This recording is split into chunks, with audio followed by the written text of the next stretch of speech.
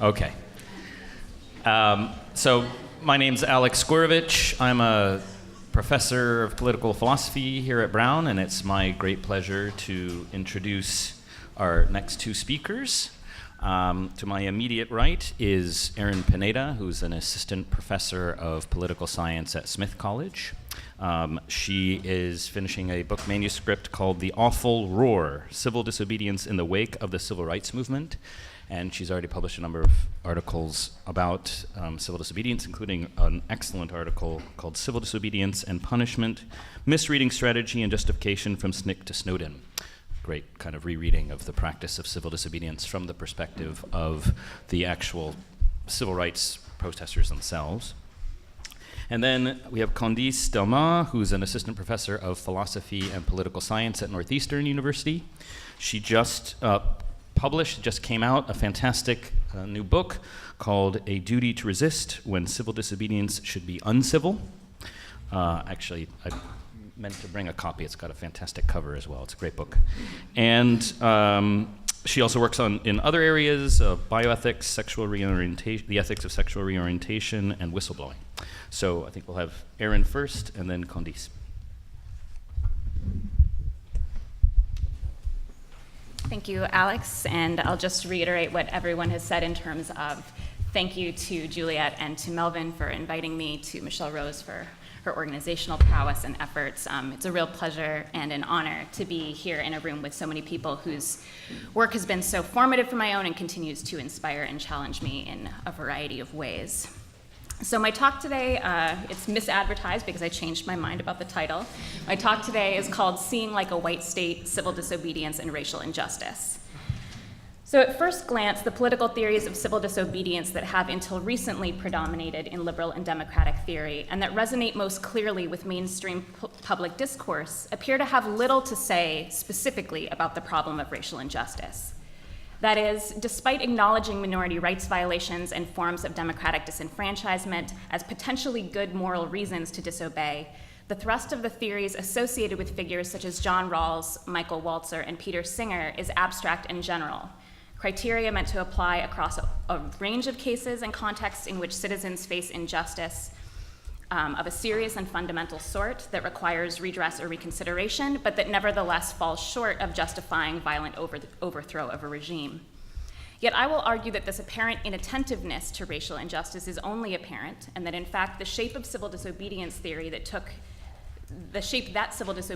took in the late 1960s had a lot to do with and a lot to say about a particular analysis of racial injustice. To this end, in my brief essay, which is condensed from work in my book manuscript, I make three primary interventions.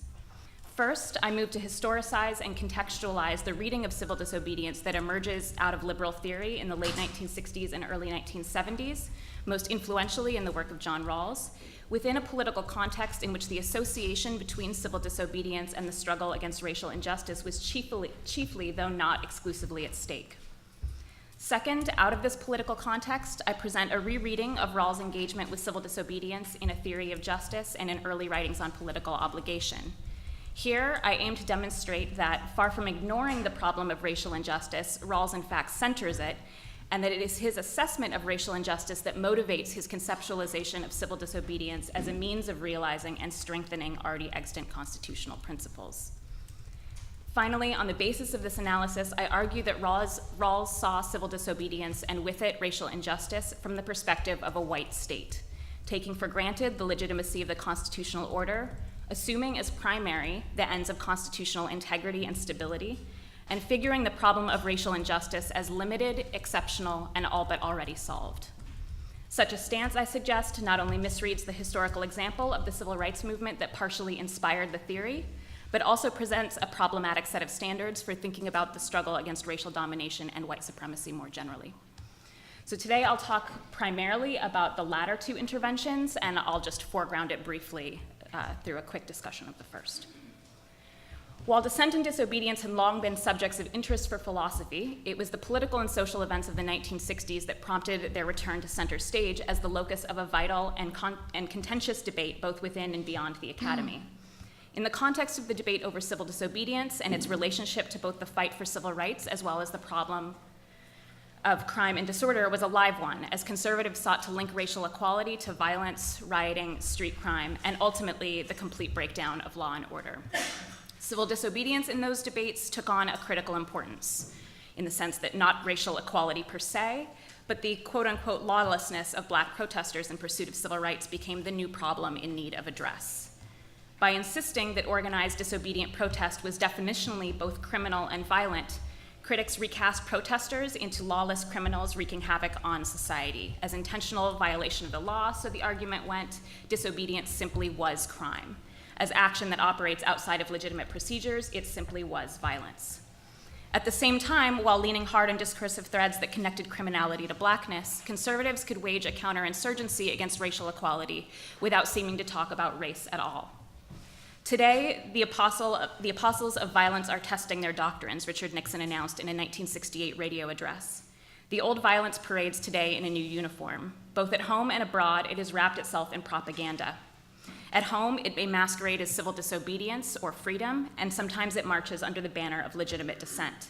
The sloganeering of the new violence confuses many people, and that's what it intends to do. But when the slogans are stripped away, it is still violence, plain and simple, cruel and evil as always, destructive of freedom, destructive of progress, destructive of peace. As he concluded at the end of his speech, he insisted that the uncomplicated task facing Americans at the end of the 1960s was to, quote, damp the fires of violent change, to cement our mastery over the pace of change, and to make the most of our opportunity for constructive change. Thus, for conservatives at the time, civil disobedience operated both as the cause and the effect of a general moral malaise, for which great society governance itself, with its social welfare programs, apparent appeasement of rioters, encouragement of lawless demonstrations, and protection for the civil liberties of criminals, was ultimately to blame. While the effects of this new politics of law and order on developing crime policy have been compellingly excavated by Veshla Weaver, Naomi Murakawa, and others, what has been less thoroughly reconstructed is the way in which the discourse around civil disobedience and organized protest was durably shaped by the same political forces and dynamics. In essence, racial liberals responded to the conservative critique as posing a stark choice: disavow civil disobedience despite its very recent achievements, or find a way to reclaim it as a politics of order, at home within the established legal structure and posing no intrinsic threat to stability and lawful democracy. It was in this political context, I argue, that much of the contemporary theoretical literature on civil disobedience in political and legal theory was developed.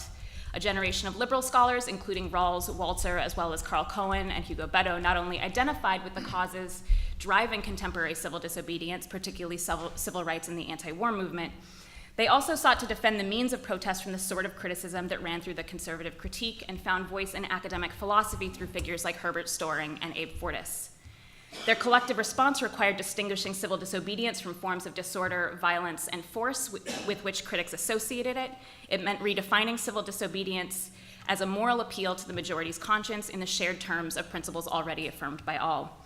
In so responding, liberal theorists accepted the premises of the conservative argument, that disruption and order mark the very boundaries of democratic society, that American political institutions were basically already just and required external provocation only narrowly and in exceptional terms, and that the peaceful mechanisms of law, reason, and persuasion remained potent for ushering in necessary political and social change.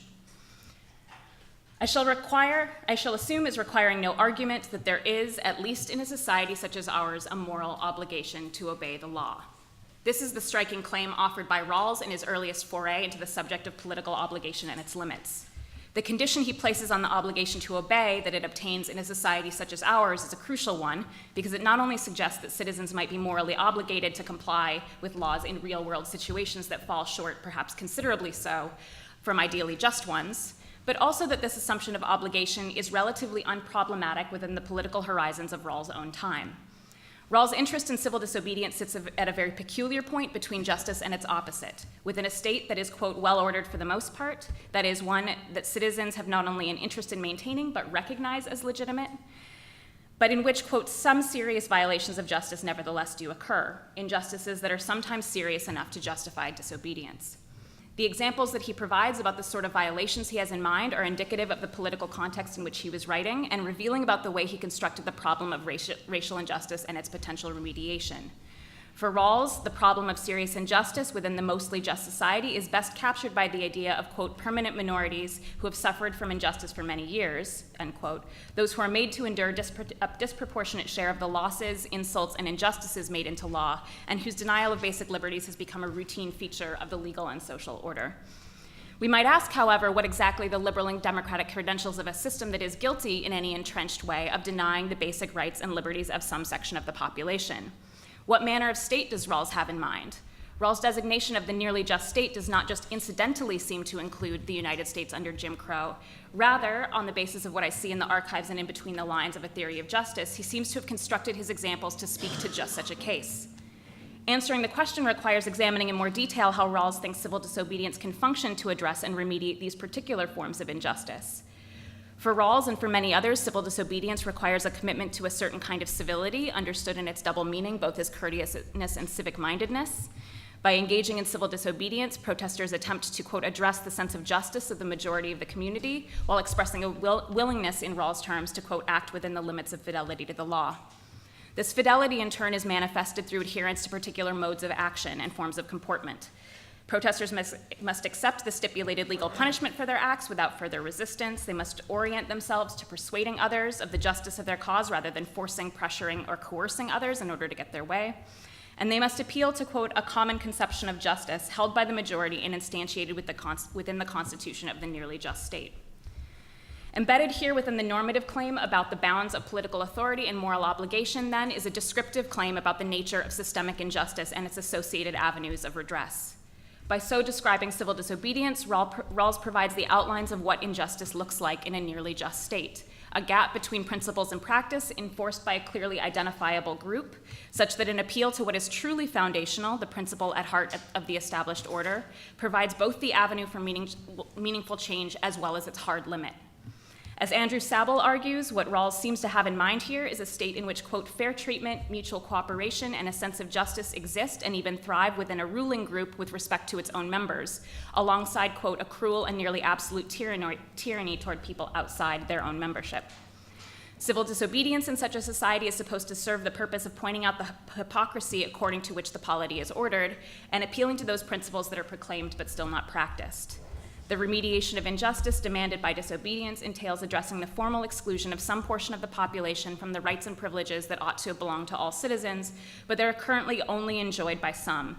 And it entails appealing to the majority in order to persuade them to live up to their own ideals. To be sure, Rawls' account is particular to him in many ways, dependent as it is on the architecture of his broader theory of justice. But for all the differences and details between Rawls and his interlocutors, the script for civil disobedience, the forms of behavior required of those who undertake it, from going to jail to engaging in persuasion and moral appeal, remains remarkably stable across a wide range of texts, beginning in the 1960s and stretching to more recent accounts. Though situated in an altogether different account of political obligation, Michael Walzer's explication of the problem of democratic oppression nevertheless traces a similar conceptual trajectory. Those formally recognized as citizens but substantively excluded from certain rights and privileges must use the rules of the system against itself in order to point to the hypocrisy. The ultimate conceptual point is summarized by Carl Cohen in the following terms. The civil disobedient does, while the revolutionary does not, accept the general legitimacy of the established authorities. While the civil disobedient may vigorously condemn some law or policy those authorities institute and may even refuse to comply with it, he does not by any means intend to reject the larger system of laws of which this is but one very small part. In short, disobedience, properly understood by these figures, properly civilized, offers not a disruptive challenge to the prevailing order, but rather a necessary progression of its own core values. It marks the border of, but remains within, a politics of order. To a large extent, the terms set by the debate in the 1960s and 70s are the ones that have continued to dominate discourse about civil disobedience to this day. And for the liberal democratic theorists of 50 years ago, as well as many who have written on disobedience since, the civil rights movement seems to provide the key legitimating example, lending historical and political credibility to these abstract philosophical claims. In the hands of these theorists, often Letter from a Birmingham Jail and the movement for which it stands in as a kind of textual stand-in, textual reference, tells just such a story. After all, they reason, King wrote from a jail cell that, quote, an individual who breaks the law that conscience tells him is unjust, and unwillingly accepts the penalty by staying in jail to arouse the conscience of the community over its injustice is in reality expressing the very highest respect for law. The imperatives of action as well as the mechanisms of social change appear clear here. Practices of civility and self-sacrifice will arouse community conscience, triggering redress while continuing to uphold the legitimate order. For this reason, Rawls suggests his account of civil disobedience theorizes out of the terms of King's letter, aiming to, quote, set it in a wider framework. And I should mention here that through a felicitous mishearing yesterday, Bonnie and I realized that what Rawls was in fact doing was setting King's letter into a whiter framework, not a wider one. It is worth pausing to consider what this deployment of the civil rights example implies, what historical and social theoretic assumptions are being made, and what its consonance with the Rawlsian theory of civil disobedience suggests. What must we assume about the nature of racial injustice in order to render this historical and theoretical narrative plausible? I take it that the assumptions at work go something like this. First, the nature of the injustice is a gap between principles and practice, a matter of inconsistency or hypocrisy that most people would not find acceptable if pointed out to them. Thus, the problem is both a technical one in that principles are unevenly applied or misapplied, and an epistemological one in that most white citizens remain ignorant of the disconnect but would have a problem with it if only they knew. Second, as this gap is institutionalized and lived, principles are free-floating and relatively independent of practices, in that principles remain their integrity, meaningfulness, and normative power, despite ongoing practices that countervail, undercut, or contradict them. In this way, it's the principles, no matter how abstract and unrealized, that are fundamental to the political order and not the way those principles are lived or not lived. Consequentially, racial injustice lives in isolated elements of the social order that is otherwise relatively well-ordered, just, and sound, such that remedying injustice requires bringing particular institutions, laws, or elements of society into line with the whole. Therefore, and quite fundamentally, the stability and maintenance of the existing order, not in its details, but in its broad strokes, its constitutional essentials, Rawls says, is the primary thing. What I would like to suggest then is that Rawls, among others, tends to see civil disobedience like a state, and particularly like a white state. By seeing like a state, I mean to invoke, but nevertheless substantially alter for my own purposes, Jim Scott's evocative claim about the ways modern state projects seek to rationalize, standardize, and make citizens legible subjects in pursuit of ambitious projects of social transformation. My concern here is not with the grandiose schemes of high modernist social planning that are the subject of Scott's work, but rather with the philosophical standpoint from which the question of civil disobedience becomes a question at all for someone like Rawls. Beginning with the presumption of a mostly legitimate constitutional order and thus a prima facie obligation to obey the law, civil disobedience only poses a problem for philosophy and for the democratic constitutional state, where the law can be presumed to be the product of legitimate institutions that citizens themselves have an interest in maintaining. Under these conditions, and only these conditions, breaking the law in protest becomes normatively troubling and requires special justificatory work.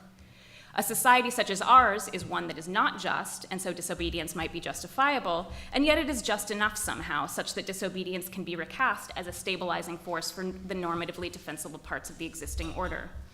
To view civil disobedience this way, I think, is to see it like a state. To view the boundaries of dissent and activism as determined by the presumption of state legitimacy and constitutional integrity rather than bringing those very things into question. This particular stance also made certain assumptions about the nature of racial injustice and the way that such injustice could persist within a legitimate constitutional order as a problem limited to the uneven application of principles that would be good ones if only they were fully realized. In the terms suggested by Danielle Allen and Charles Mills, this renders racial injustice as a problem of exclusion and incomplete realization that is nevertheless exceptional or aberrational within an otherwise coherent, legitimate, and desirable whole. As Allen elaborates, to view racial injustice as exclusion is to assume that, quote, under segregation, some people lived inside an essentially healthy public sphere, although others lived outside of it. Thus, from the perspective of the nearly just but democratically oppressive white state, where an exclusion is the basic but exceptional form of racial injustice, quote, the segregating regime is a fundamentally sound political order, but for the unfortunate exclusion of Black people. This account of civil disobedience, then, constructed in conversation with and in some ways deployed to explain the actions of civil rights movement activists, unreflexively adopts the view that racial injustice is aberrational and anomalous, an almost technical problem that can be solved if only principles were more fairly and evenly applied. This is thus not just civil disobedience seen like a state, it's disobedience seen like a white state, one in which the normative ideal of the citizen is figured as white. Rawls himself, sounding a distinctly Murdalian note, would remark in an undergraduate lecture delivered at Harvard in 1962 that liberal political philosophy had essentially settled all the major questions pertaining to political liberty and civil rights, including the problem of segregation, and that therefore all that was left was to apply the solution to the real world. The victory of liberal values, then, is given from the beginning, in appealing to true principles, core constitutional ideals properly understood, or the majority's sense of justice. Civil rights protesters had merely to point out what white citizens must already know.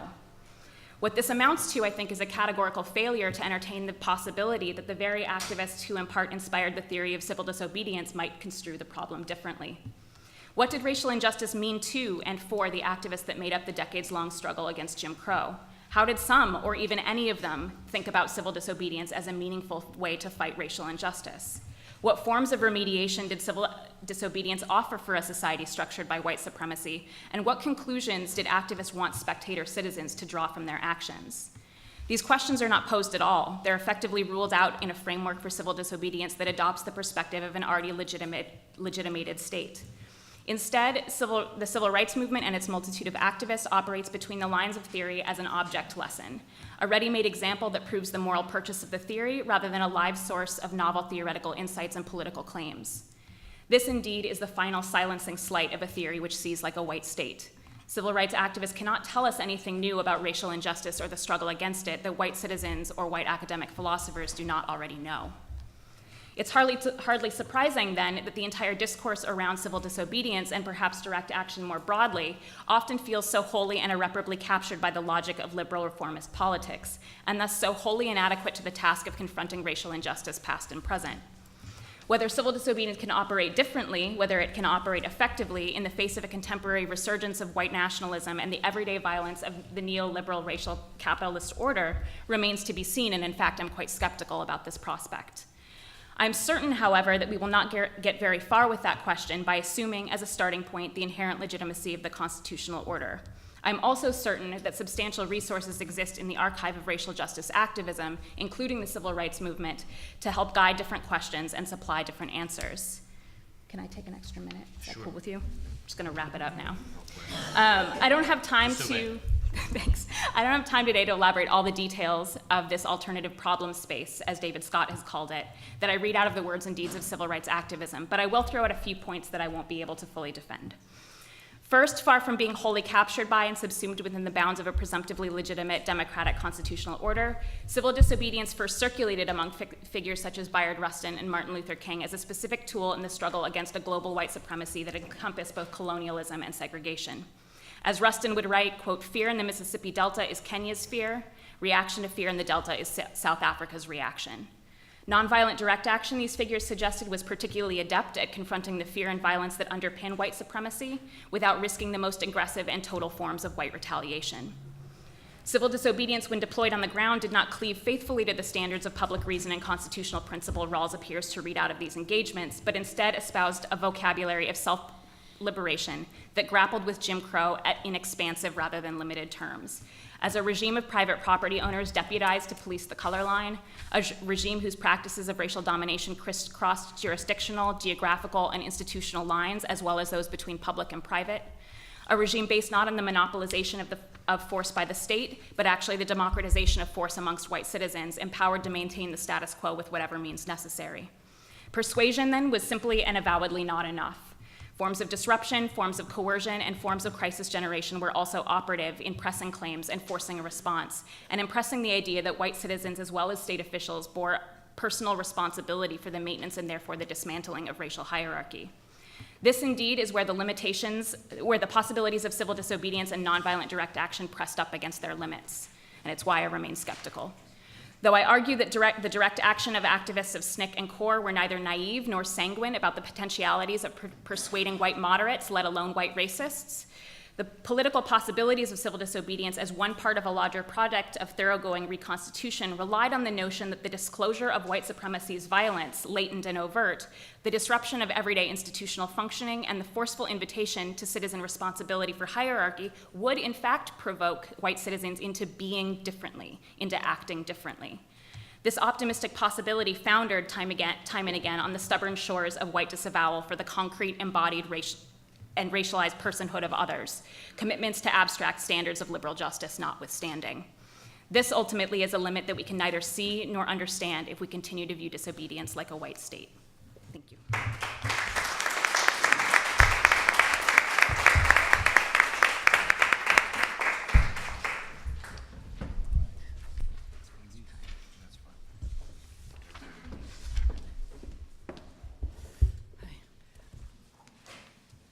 So I circulated a handout a little earlier. Maybe you have it. If not, there should still be a pile somewhere. I'm an analytic political philosopher, so I'm a little out of depth in this crowd of world experts of Black political thought, and it's awesome to be here. So I find it really enriching, and I'm very grateful to Juliette and Melvin for inviting me, and to Michelle for organizing everything. All right.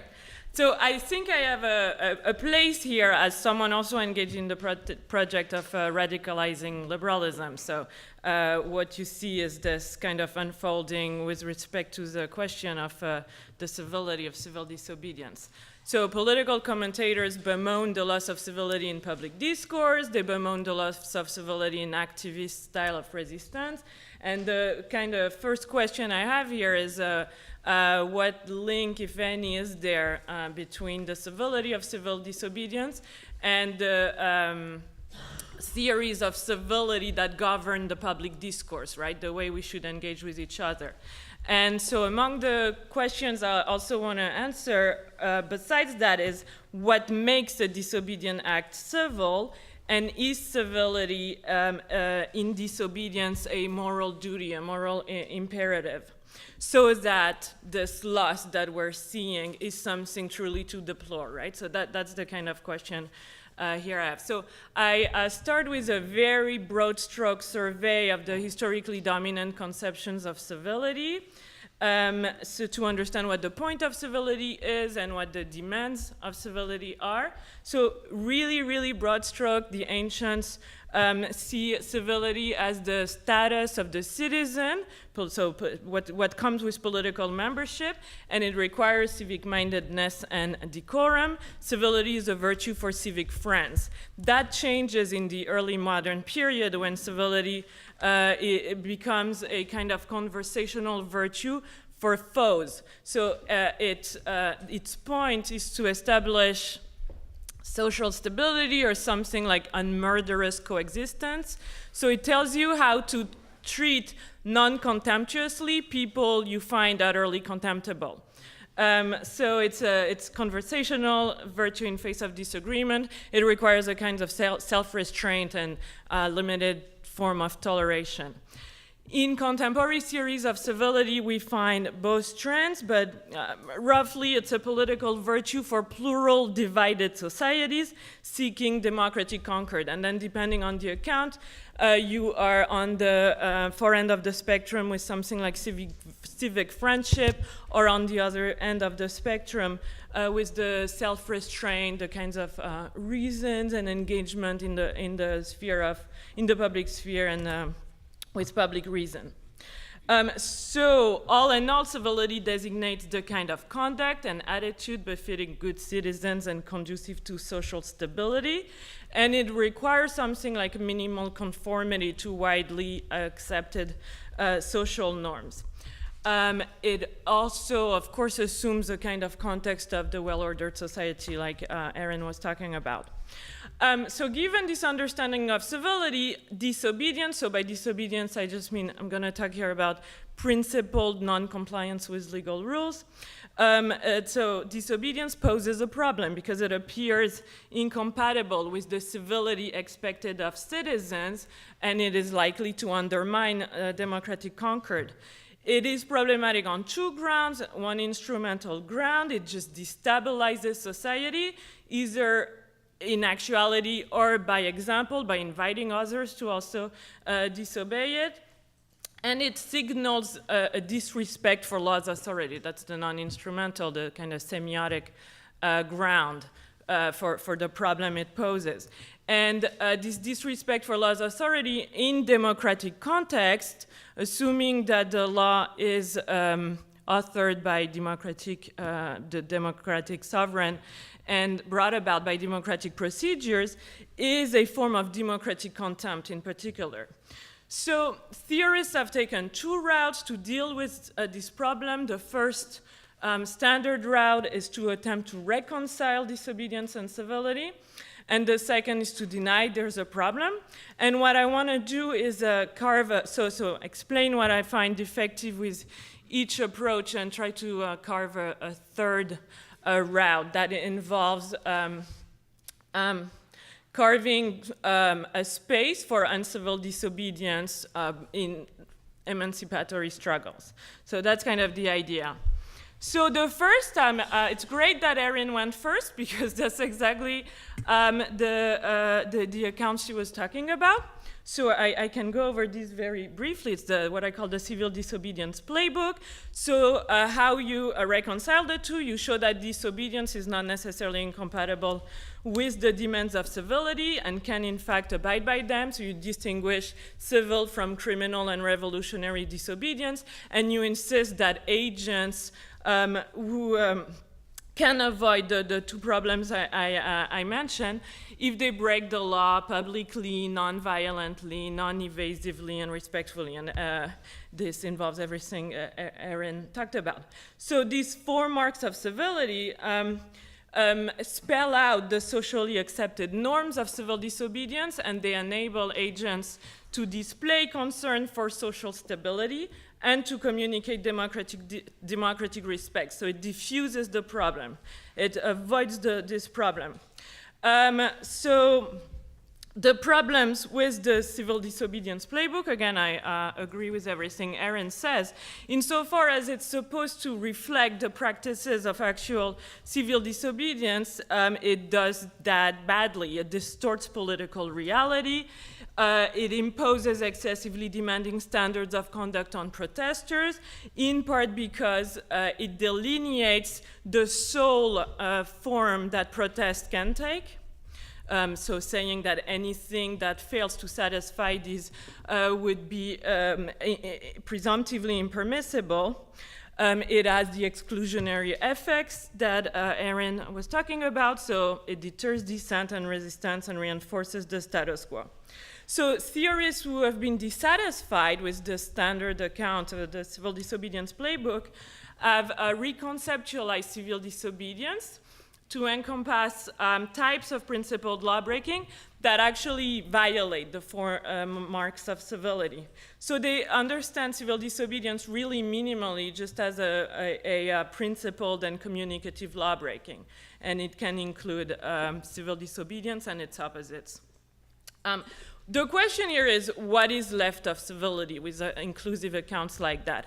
And it's just not clear. It's partly their point, but for Kim Brownlee, so one of the champions of inclusive accounts, civility is met so long as the agent is willing to give reasons if called upon. So that doesn't meet the point and demands of civility that we were looking at. For Silicates, civility is understood non-normatively, neutrally as simply what is not military or paramilitary, so it's just a status of the action. And so they just don't see that that disobedience poses any kind of problem. They refuse the burden of justifying disobedience, which is fine. I like that critique, but to me the problem with the inclusive accounts lie in they're stretching the concept of civil disobedience beyond recognition because it includes under the umbrella of civil disobedience things that are civil and things that are the opposite, and insist on calling this civil. I find this problematic because I find this politically not useful because people won't buy that kind of just new definition. I think it also missed the point of many disobedient actions which are to flout the civil disobedience playbook. So the inclusive account just cannot think deliberate, intentional, purposeful violations of civility because they just defined it as civil already. And that goes against a lot of activists' understanding of what it is they are doing. So just from the suffragettes to the Black Lives Matter, there is an understanding of it's something like a rejection of the rules of engagement laid by the civil disobedience playbook, which I think are worth just directly addressing and justifying on their own terms. So here comes the third route then that I propose. It's to directly think of uncivil disobedience. So it's the third route because, one, I agree with the civil disobedience playbook that it actually gets right what makes a disobedient act civil. For better or worse, the civil disobedience playbook has successfully defined the socially accepted norms which disobedience need to abide by. But I agree with critiques, so I disagree with the standard account that that is all that can be justified, and I agree with critics that civility in disobedience is not a duty.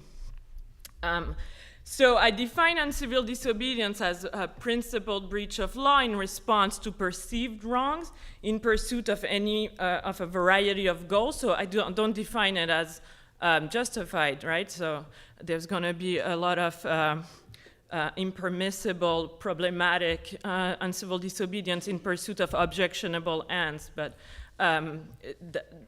that's just the very broad definition. So among the goals it might pursue are status quo or reform of system overall, or education, aid, harm prevention, retaliation, expression of discontent.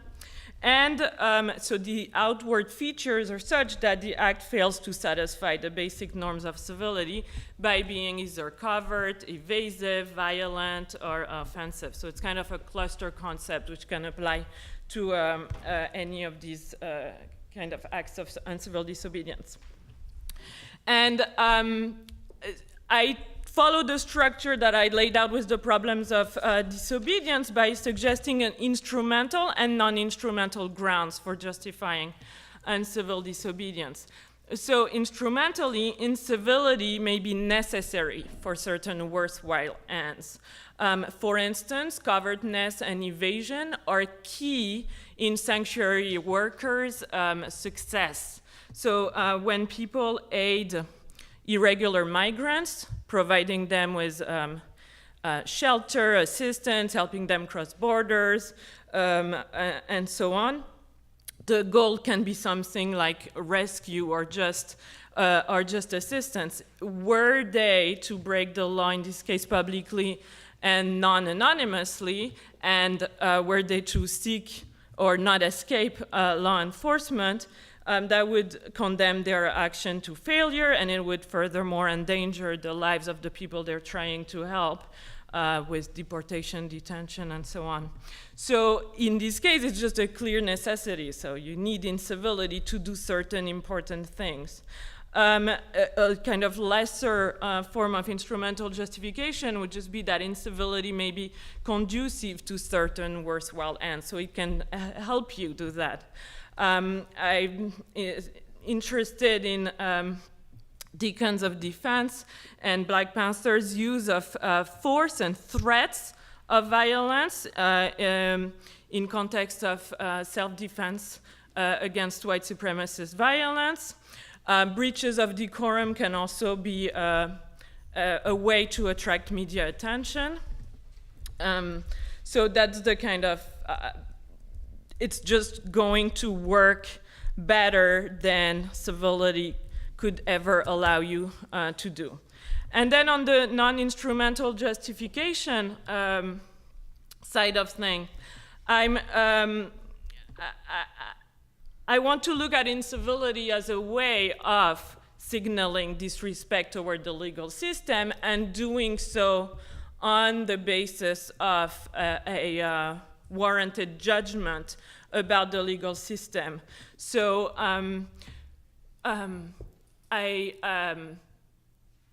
examined the suffragettes' resort to violence and evasion, and their justification of those kinds of uncivil means as communicating well-grounded distrust in the legal system that purports to punish them, given the unjust treatment they were subjected to, disenfranchisement and brutal repression of their activism.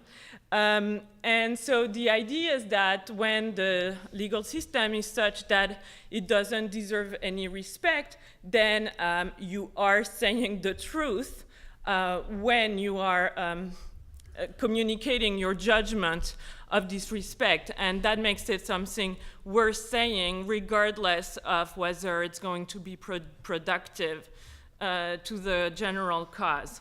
So it can highlight, to put it in terms of civility, right? It can highlight illusory ties of civic friendship, so in societies that pretend to extend civic friendship to all of their citizens, incivility can expose this as a lie, a form of deception and a manipulation. And it can highlight, again, in ways that civility couldn't do, some limitations or some limitations of civic mindedness. So that's the idea. I'm going to say very little about the second form of non-instrumental justification. It's the idea that incivility can also serve to express agency, dignity, and solidarity. I'm interested, as my next project, in some forms of prisoners and migrant practices of resistance, including hunger strike and lip sewing. And actually what Yasmin was talking about this morning with fugitive practices, something that captures what I have in mind here.